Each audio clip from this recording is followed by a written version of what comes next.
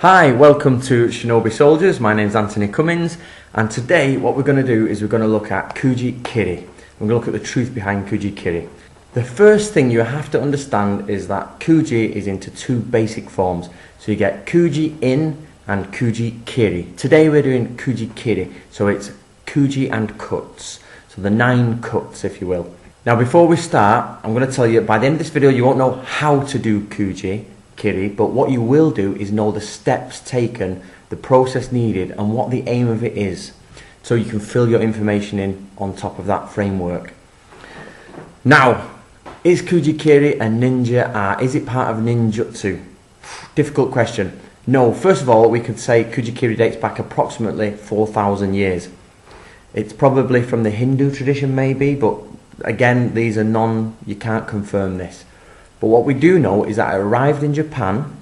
It was used in Shugendo and probably by the Yamabushi, and as we know through the other Shinobi Soldiers videos, that Yamabushi and the Shinobi interacted. So we understand that's where the Shinobi got the use of Kuji-kiri. So, what is Kuji-kiri and how do we use it? First step you must understand is that Kuji-in is a form of meditation, if you will.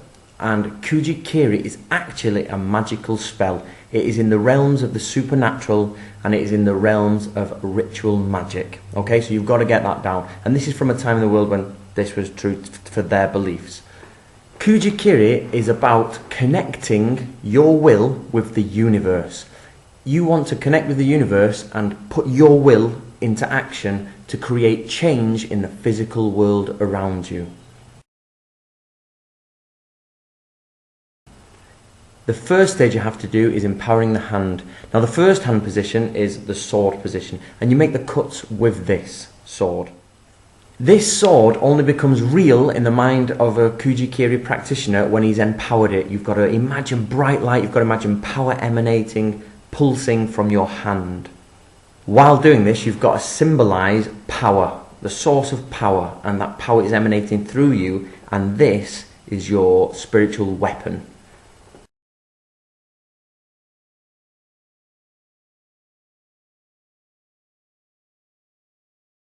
The second part is drawing the grid. So, what are those 9 lines? What are they? The 9 lines are cuts in the matrix of the universe. You literally cut a grid into the matrix of the universe, cut through reality and enter into the conscious of the being behind it, the universe, whatever you want to call it. You create an opening into its being, which means you are now communing directly with that universe.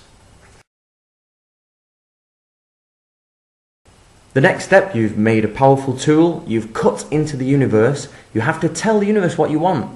So the universe, you then create, so the Japanese did it with Kanji, the Chinese symbols and Kanji. Not sure what they used before, but this is what we know in the context of ninjutsu.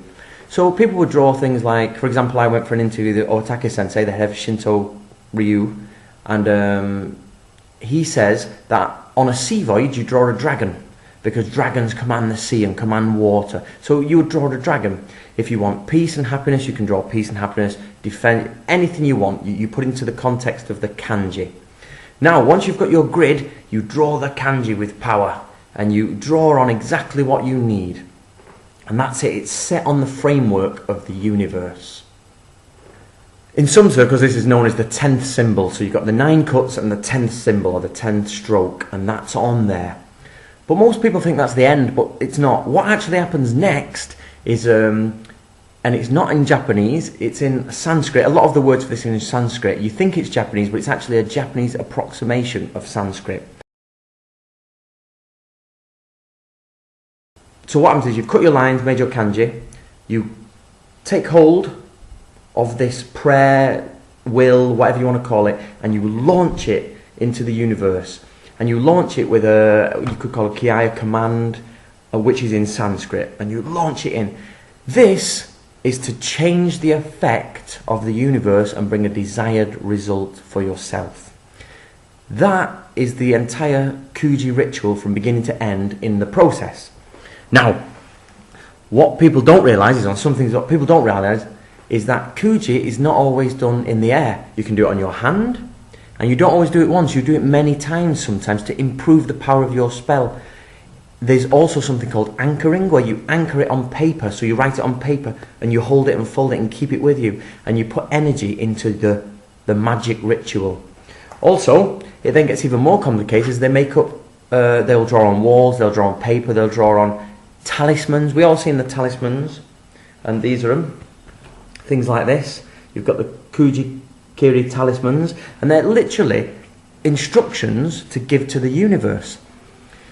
It's not complex, but it takes a while to learn, and you'd have to look at the Sanskrit and look at the Japanese.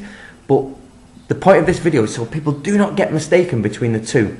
There is Kuji-in and Kuji-kiri. Kuji-kiri is a magical ritual designed to change the physical world around you, or designed to change the world you live in to your desired result by asking or telling the universe what you need or want. So, Kuji-kiri then. Actually, much older than the Shinobi, much more complicated than most people think, but quite a direct form of ritual magic. There's lots of other Western ritual magics which are much more complex. They repeat it, they do it over and over again. People still use this all across the world. It's gone on for 4,000 years.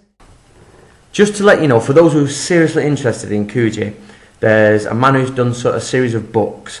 Now, I have nothing to do with this man. I've simply bought his books and spoke to him. His books, a series of books on Kuji-kiri here, and he's French and he's quite well trained, and his credentials are very good, and it's a really well simplistic, broke down stuff. He doesn't leave you understanding perfectly, but it is well worth getting. I'll leave the website for you here, and enjoy.